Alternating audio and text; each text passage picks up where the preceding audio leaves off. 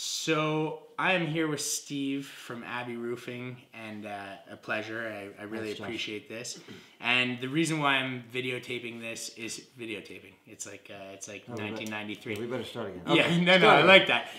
The reason why we're videoing this is because I'm horrible at delivering info to Julia, my beautiful wife. So I figured I'll just get Steve here, get him on video, and he could relay the info. And this way, if you need to know anything about roofing, getting your roof done, well then, he's the guy. So, all right, so let's begin. So here I have a typical pamphlet that I give out, which includes all the basic details you need, so RBQ license, insurance. That's to make sure you know what you're doing, exactly. Right? Itinerant license, which gives me the right to sell outside of my office. Okay. We can do a job at your home as opposed to having you come to the office. Okay. And then I have some certificates here, APCHQ, as well as some of the certifications. I'm certified with Certainty is one company that we work with. I'm also certified with BP. And I believe I have my Icicles certificate as well. So those are the three main brands that most roofers work with in Canada. Okay. And I'm going to show you basically today the Certainty and the BP. But if we want, we can also grab an IKO catalog and look at that as well. Sure. So on this side I have, which is important, this is probably something you'll show your wife. This is the underlayments, the things you don't see. Okay. You know, so obviously you got to choose a color and all that stuff and a fancy shingle. But at some point, the things that do a lot of the job in terms of completing and protecting and sealing the roof are the things you don't see. Okay. So there's the membrane and the paper, which we'll run through when I run through the contract with you. So how many layers are there, let's say, on a roof? Does it work like that? Yeah, sure. So let me run through this at the same time. I'll answer that.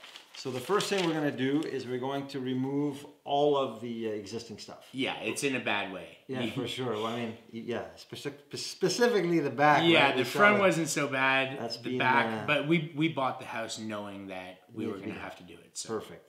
So the idea would be remove it all right down to the plywood, and you'll most likely, with the age of the home, you'll have plywood. Yeah, the home was built in 1969. Yeah, so you'll most likely have plywood. Okay. Some older homes, you have planks. Okay. And so there's spacing between the planks, and oddly enough, those planks come from the foundation. Okay. So what they used to do, they would pour the foundation using the planks, and then take those bring planks them back up. Bring them up, which was kind of interesting. So now you would have plywood. Once the snow is off the roof, we'll take a good walk on the roof to make sure that the plywood is not too soft, not too springy. Not bending. Because back in the 60s, specifically, you were allowed to use as little as 3/8 of an inch plywood. Okay. Where now the code is 5/8. Okay. However, you can use Asplanite. So the Asplanite, the trade-off is not ideal, but it's much more stiff and rigid. Right. Except Asplanite, if you take on water, swells and absorbs. And so if I have 3/8, is that a problem? It's we'll look at it. I mean, it's typically some people would like to 3/8. I don't see any undulations or dips between the trusses, so I think you probably don't have 3/8. Okay. But if you did, it would be more cosmetic than functional. Okay. However, if you were to get an inspection, it would definitely come up as a negative on the report. You know, the inspector would walk on and go, roof's a little springy and a little soft, and that's because you have 3/8. So we often recommend to resurface with a 1/2 inch if you do have that 3/8 of an inch, and we leave that at the discretion of the homeowner, because functionally it's not going to change anything. Right. It's more cosmetic and to get that check mark when you install the house. Yeah, the inspection. So we'll remove everything off. If there's any rotten plywood, we typically replace 100 square feet, which is 3 sheets, 4x8 sheets. Mm-hmm. We'll install a drip edge around the perimeter. You do have that right now. That's a small little metal flashing that extends onto the front fascia, and then back onto the roof about a good 2.5 inches. I'm going to pretend like I know what that means. Okay, so let me show you. You have a roof that comes down. You have your gutter here. So you have a drip edge, basically a little flashing that promotes the water to go in the gutter. Okay. So it's like a slide. Yeah, sort of, exactly. Yeah, it'd be exactly a little slide that you put there to make sure it doesn't go between the gutter and the fascia. Okay. Then from there, we're going to put 2 rows, so 6 feet of membrane. Okay. Okay, and then we'll start about halfway through that first sheet. We'll put a synthetic paper. Okay. And that synthetic paper will cover the entire surface of the roof. And we're using a synthetic now versus the black paper. So that's right here. So when you're talking to your better half, you can show her that's on the balance of the roof. Okay. And then the first 6 feet, as we talked about, is that membrane. Okay. So membrane peels and sticks. Okay. So that'll stick right to that drip edge slide, and it'll prevent any water penetration at the transfer point. Okay. And then the rest of the roof will be the synthetic, which is it's very strong versus the paper. You see that's that's not going woven, and the paper you can still rip that tar paper. Right. So this is the trend to go towards the synthetic paper. Let me go back to our paper here. So that's denoted here with noted with a 6 feet synthetic paper. The new shingles that I'm recommending, as I said, there are 3 brands that we work with. I have the 2 catalogs here that I'm going to recommend, and that is we work really closely with BP. We have promos on radio. We do some print ads together and co-op. So this is the brand that I would recommend for you. The reason we like BP is, one, they're made in Canada. Represent right here in LaSalle. Actually, there's a big factory. And what I like is they're the only shingles that have 2 sticky bands on the back. So for wind resistance, that second band, they all have a band that sticks at the bottom here, the dotted band, if you would, or the perforated, and that'll stick. And the nice thing about the BP is they have that second one, which is just below the nail line. And so as you're nailing, it's actually bonding. Nailed and yeah, it'll stick. So all it takes is a good 20-30 days of heat, and that whole surface will, in addition to the nails that we put in, will all stick together. And that's what creates like a tight sealed skin on top of the roof, if you would. Cool. All right, so what do we have next? Install, using new self-sealing shingles, using 5 to 6 nails per shingle. Seal all joints with caulking. So let me stop you. I was asking the question because I was looking, we bought the house knowing that we had to redo the roof, and then I asked the question on Instagram, like, could I redo the roof during the winter? People were actually split on can we not? But you're saying no because that's why you need the heat. Well, roofs, no. So the roofs can get done. But the shingles won't stick together until they get those 30 days of heat. Right. So we typically would recommend getting roofs done anywhere between, the start of the spring is probably the best time. April, May, June. Not saying July and August aren't great times. July and August are really good because that roof will probably bond and stick quickly within days or weeks. Right. I mean, we've seen jobs stick within the day, just because it's so hot. It's just, it's hot. Yeah. So, I mean, in terms of the guys working and, it's tough. You have to take more care in terms of walking on the roof. And then, of course, the fall is another big push for us. So the roofing season, we find that people really gear up in the spring. That's probably because, they've looked at their roof all winter. And they say, like, this got to get done. Oh, man. I was watching. I was like, oh, my God. And you see the ice. You see the curling. Like everything was just like, oh, my God. Just stay okay until the spring. Exactly. Yeah. So we get a lot of calls. March, April. Typically April, May, actually, are the 2 big months. And then, oddly enough, the same thing happens September, October. And I think it's for the same reason. People spend a lot of time. And you get worried. Yes. And people spend a lot of time in the backyard. They'll look up and they'll see, goodness, I can't go through the winter with that, right? Yeah. So both are good. However, you still want to make sure that you do once you get the roof done, you have that 15 to 20 to 30 days of heat. So that's why we really recommend the spring. You've actually chosen the best time to get the roof done. Perfect. So on this side, thumbs up for there you go. For Adam, man. Doing things right. He's doing it right for the first time. Very good. Exactly. So remember, when we're in the backyard, we're looking at the roof. There's one pipe that sticks up. It's just sort of here in the corner of the rear, and it's the plumbing pipe. So that's where the exhaust for the plumbing is. It creates a negative pressure for the plumbing system. So there's a flashing that needs to be changed around that. So we'll just simply put a sleeve over that and reseal on the roof line. Cool. And then you have valleys both on the front and the back. And that's where a lot of the the two roofs meet. The exactly. two roofs meet. Yeah, I noticed a lot of condensation or dripping throughout the winter in that area. Yeah, well, that's where the water is basically directed from two roofs and then come down there. So you get a lot of ice snow buildup. Okay. So in that valley, what we'll do is we'll put some membrane. Okay. First layer will be membrane. And then we'll put metal, which is a 9x9, a 9x9 metal. We'll seal all that with plastic cement or tar. Okay. And then we'll put the way we do our valleys is it's a closed valley. Sometimes you'll look at some homes and it's an open valley. Okay. We recommend a closed valley where one shingle will go up the second roof, if you would, and we'll come down and we'll cut a nice clean line. Okay. So there's an overlap of shingles in that valley. Right. And we try not to nail anywhere within the valley, 6 to 9 inches outside that valley. And this is a method that we've gone to about 4 or 5 years, maybe even 6 years now, and we've had 0 issues with our crazy winters. I like 0 issues, especially with this winter. It was crazy. Well, you've noticed the last couple where it's very different, where you get mild spells in the middle, you get 3 feet of snow followed by rain. Yeah. And of course, all of that's happening in that valley area. Exactly. So we want to make sure we seal that up. Perfect. Your chimney, you have a chimney was on the back left side. Yeah.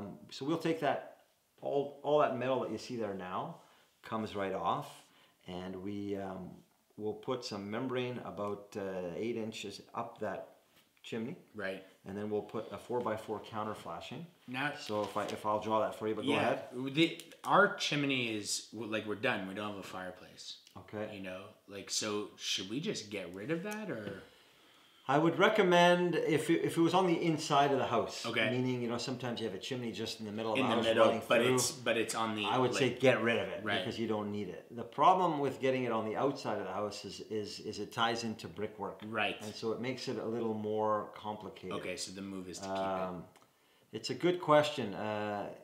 It would be a bigger ordeal to get rid of it on the outside. Okay. Okay, so I'd probably keep it.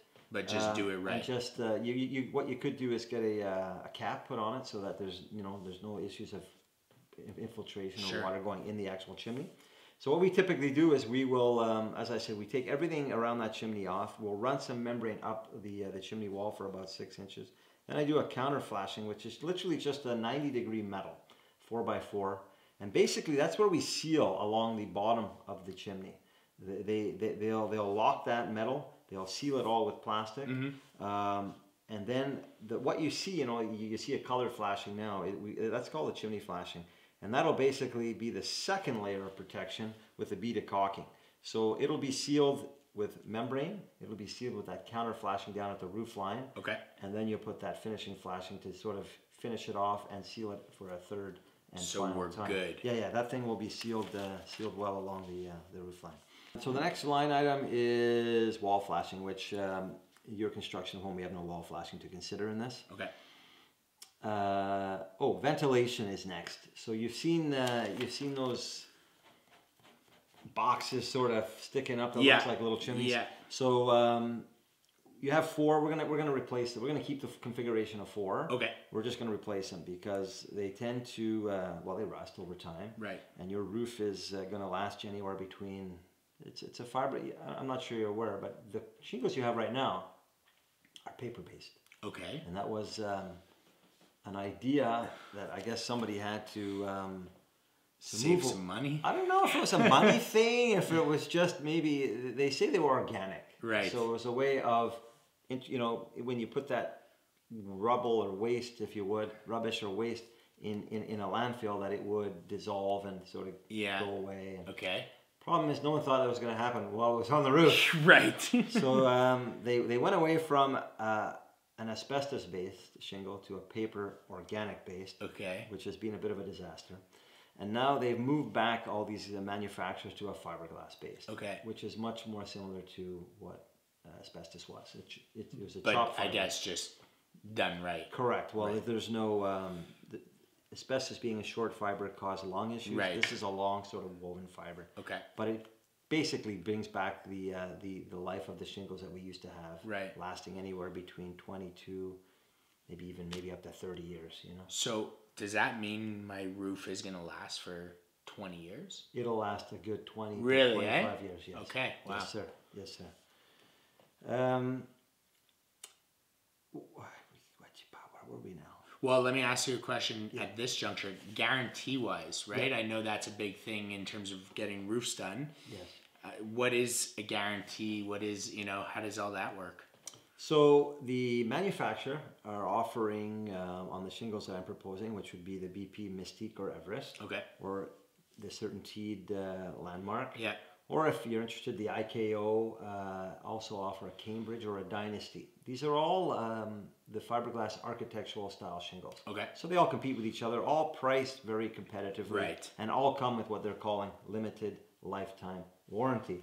I always tell my customers, hang on that word. Yeah, limited. Because there's a lot of things that need to be done. So limited, first of all, we're talking about a warranty against defects, manufacturer's defects, or issues that we're seeing now, which is premature breakdown, granules coming off before the life of the shingle, and curling, etc. Right. So that's the warranty. It doesn't mean that your roof's going to last forever. Right. Because that would put us all out of business. Yeah, exactly. There you go. So it means that your roof will last. If you look at the some actuarial accountant came to and put this crazy formula. So probably in 50 years or 30 years, more likely, if you went back to get a claim, you would probably get about $50. Right. Or seriously, maybe 500. Right. So it's a proration. So Okay. what happens here is for the first 15 years, you're covered 100% against any manufacturer's defects, breakdown in the shingle. Okay. And then from year 15, it starts to prorate. Right. Where it could last forever. I mean, you might get a small token of money in 50 years or 30 years or 40 years, how long it lasts. But it's going this way. It's definitely going down, that way, yeah. while pricing of labor and materials is going up. Right. So it's going to be an insignificant amount, but it's a good way for companies to throw that lifetime word in there. Okay. Where most people are happy to get 25 years out of a shingle. Right. It makes sense. Yeah, that sounds about right. The other thing is the odds of people staying in their home for beyond that is slim quite to none. rare, I guess, right? So I think it's a marketing play where companies are counting on paperwork and warranties being traded, lost, or exactly. just people moving on. But you could feel real confident knowing that if you do stay in the house, that we're good. You're good for a good 25 years. Okay, cool. Now, what's available, which is interesting when you're talking about warranties, is these companies do offer extended warranties, which will take that 0 to 15 at 100% right to 50 years. Okay. So there's a cost to doing that, which is roughly about 5% of the cost of the job. Okay. But you could literally take that warranty to 50 years against any manufacturer's defects. Obviously, transparency. It's an upsell, but would you recommend it? It's a good question. Because we've spoken, you're a straight shooter, Yes. So I would say the following, depending on how long you plan on staying in the house. The interesting thing about it is that warranty is also transferable. Okay. So I look at it from two ways. If you're young like you guys and think you're going to stay in the house a long time, it could be worth it. I mean, it's a fairly insignificant amount of money to extend that warranty just to make sure and you're just set. give you peace of mind. Yeah. And then for someone who's looking to sell the house, I say, if you're looking to sell it within 10 years, that first warranty, that basic warranty is also transferable for that first 10 years. But beyond that, it's no longer transferable. Right. So it might be a good idea then to say, hey, if you want to sell your house in 12, 15 years... And you say that there's a warranty. 38 to 35-year warranty. Right. It could be beneficial. Right. It could be beneficial. Okay. That said, there's a lot of people that just don't give much credit to any warranty. So, I mean, it's really depending on yourself, the people that, potentially buy the house and what they feel on warranties in general. It sounds like it could be a good play. It could be. Yeah. It could be. Okay, so let's get, we talked about ventilation. We're going to go to the 4 maxi vents. I have you see here, there's a note here that I put option, and that's because I wasn't sure with renovations that you were doing, Yeah. your bathrooms, etc. So there's a specific box, a ventilation box called a CT4. Okay. It's in French they would call it a clapet. Okay. And so it's a box with a shutter or a damper on it. Yeah. That you use for ventilating either kitchen fans or bathroom fans. Okay. So we'll take a look and see at some point whether you need that, or sometimes those fans could be vented through the side of the house. Okay. So not knowing where you were venting or what renovations you may or may do, I included that. Sure. But we'll have to. That's an option. Okay. At Cool. $150, you get one of those vents. Okay. Okay. Okay. Cool. And then there's other things that we talked about on the phone, but we'll add here as extras that we need to consider.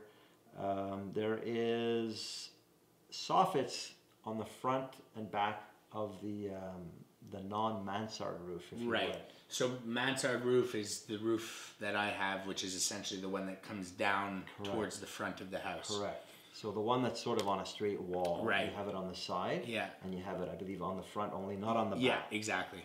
Okay, so on that side, you have no soffit, right? So the wall just goes straight up and hits the roof. Okay. And it's an unfortunate, I won't call it a flaw, but it certainly causes issues with our winters where you don't have a soffit to pull in air into that attic. Okay. It limits, the design of that roof limits the attic ventilation. So there's two things that we're going to look at. We need to determine on the mansard side if you want to put in more ventilation. They have a couple of different options. There's vents and there's also vented drip edge. Okay. So you've seen that metal that specifically on a mansard we spoke of, a little metal that's about 1.5 inches. On the mansard it's about 3 inches. It runs at the top, right? Correct. Okay. It runs along the top just below the shingle line. Yeah. What we could do there is you cut a strip of 2 inches all along the top of that roof. Okay. And then we install, it's called a vented mansard drip edge. Okay. It's somewhat, if you look at it, it looks sort of like a gutter upside down. Okay. But imagine that gutter having a mesh or a fine netting to prevent things from flying into the attic. Okay. Bees, bugs, etc. Okay. Okay. Cool. So what we do there, we put it all along the edge. Yeah. And that's like putting a mini soffit and allowing that side of your home. It's necessary. Like it's. I would say for a mansard roof, it's something that I would definitely do. So on that east side, we would open that up and get more circulation, and that'll help prevent ice and snow buildup. Okay. Cool. Perfect. That's what I was going to ask. Perfect. And then on the side that's not a mansard, what we'll do while we're up on the roof, we'll make sure that the soffits are open. And if not, we could do that from above, because you do have a perforated metal right there already installed. If you didn't have a perforated soffit, we would recommend just doing it from the bottom and replacing all that aluminum. Right. But the fact that you do have a perforated soffit metal installed, we can literally just pull back the plywood, see if it's open. If not, cut it and make sure that you get proper ventilation throughout the house. Cool. So those would be the two extras that we have to consider, and we can look at that either before or during the job. Then you have the shingles to choose. Yeah. And what we do for that, we have the 2 catalogs, which are nice. Okay. But we also give you this pamphlet, which often the member of the family choosing the color can appreciate. Yeah. Doesn't always mean it's the wife. AKA. Doesn't always mean it's the wife. But in your case, you're saying that. No, we're a pretty good team when it comes to that kind of stuff. Yeah. So what we've done here is this is a list of homes that we've done over the years. Oh, awesome. In the West Island, so very close to you. So I could go check out all these places and see what. Okay. Wow. And they're in order of, they're classified by shingle type color, by address. So you just literally go, if you're in Dollard, like we are today, you would just go and say, hey, I want to see a 2-tone gray roof in Dollard, and you get your addresses. Oh, man. Should find one Yeah. within a few streets Yeah. in the West Island. Oh, that's incredible. Pretty good. So that helps. That's cool. Yeah, for sure. That's a positive tool. Very, very cool. And then you have obviously my card with office or cell number direct if you need to follow up on that. So I will put all this back. Are there any other things that I'm not, you know, now that we went through our first winter, it was our first season in the house.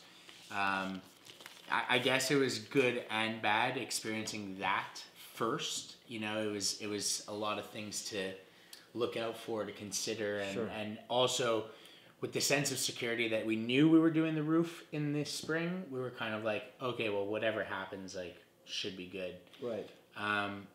Just in terms of like the difference between seasons, is there anything to like look out for to make sure that you're doing right, to see if you're doing wrong? And are there things that you could do to, let's say, improve a roof but not necessarily have to redo the whole thing? Or Yeah, I think the main thing you want to look at is specifically in the winter. I mean, in the summer, there's not much to see, right? Right. I mean, it is what it is. You Yeah. get some hot summers, it's going to bake the roof, it's going to heat up the roof. So the thing you want to do to really promote longevity is the things we're talking about, which is ventilation. The attic system needs to be well insulated, okay, to ensure that you're heating the home and you're not losing it all through the attic. So there's a few things that you got to watch out for. Would be insulation and vapor barrier. There's a vapor barrier that is typically that, I don't know if you've done some construction, but there's a plastic sheet. Used to be Yeah. paper in the old days, but now plastic. Right. And the thicker that plastic, the better. okay, So what's happening a lot these days are people like this home are putting a lot of pot lights, and without insulation and a good vapor barrier, what happens is the heat from those pot lights would go into the attic okay, and heat up the attic, as well as every opening we've made is piercing through that vapor barrier. So ideally what you want to make sure is that there's they sell boxes or cases to put around that Okay. seal around pot lights. that keep the heat And in. it keeps the heat within that area, as well as the humidity from extending into the attic. The nice thing now, though, is LED. LEDs. Right. They don't heat up as much, but you remember back in the day. Oh man, they were fire. Halogen lights Yeah. were like insanely Yeah. hot. Yeah. So you imagine in an area like this where you Yeah, have 12 it's pot just lights or crazy 60 heat pot out lights. there. Yes. Right. So I mean that's one thing you want to do in general. Just Okay. make sure that the attic space, specifically in the wintertime, is as close to the outside temperature as possible. Okay. And that'll prevent ice damming or water melting between the snow layer and the roof. And that's what you want. Having snow on your roof is not a bad thing. Okay. But having ice and icicles and a lot of dripping water underneath that layer That's means what I that was you're wondering. losing heat. That's what I was wondering throughout. You know, I saw icicles build up on the back of the house, and I called my dad. I was like, "Is this an issue?" You know. Right. I guess it. So it depends is, on but how much ice it is and how Right. much dripping there is. Yes, it could be an issue. So what you really want is a nice, insulated, well-insulated attic with good ventilation. Right. So the ventilation, what it's going to do, it's going to turn that air, ideally 3 to 4 times an hour, Okay. which is going to make sure that the attic space itself is closer to the outside temperature than it is to the heat in the inside of the Right. house. And that'll prevent all of that issues in Okay, the cool. wintertime. So that I would say in terms of longevity, that's Yeah. one thing to look for. Obviously, try to keep as much debris, leaves. If you have pine trees or needles, you know those trees Clear that it have out. needles, if Yeah. you would, cedars, keep that off the roof if you can. Okay. And if it doesn't blow off with wind, maybe get that off, Right. with a blower. Sure. Because the more humidity and stuff that's trapped on the actual roof will just hurt the length Okay. of the roof. Well, man, I really appreciate this. I'm excited to share this info and this video with Pleasure, Jules. man. I'm anxious to get some feedback. Yeah, on it for as well. sure. I already, I mentioned a few times on Instagram that I was redoing my roof, and then I got in touch with you, and I think people they're interested in knowing more without having an outlet to find out more unless they Sure. make the call. So I think this will be a cool video for people to watch if they're interested in redoing it. And if you have any questions, you could contact me and I could put you in touch with Steve. Pleasure. Or you could just contact him at Abbey Roofing. I really appreciate it, and I'm looking forward to the project.